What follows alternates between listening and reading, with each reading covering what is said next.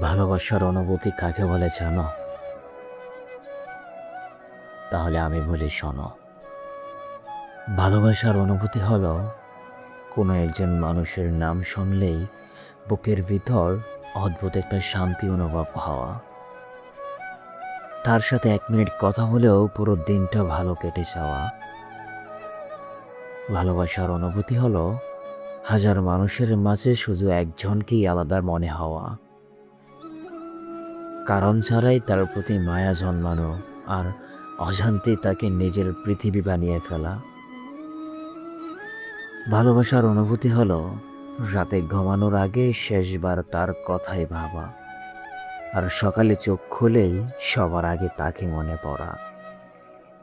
এমনও হয় সে পাশে না থাকলেও তার উপস্থিতি অনুভব হয়, তার হাসি মনে পড়লে মন ভালো হয়ে যায়, আর তার কষ্টের কথা ভাবলেই বুকটা ভারী হয়ে আসে।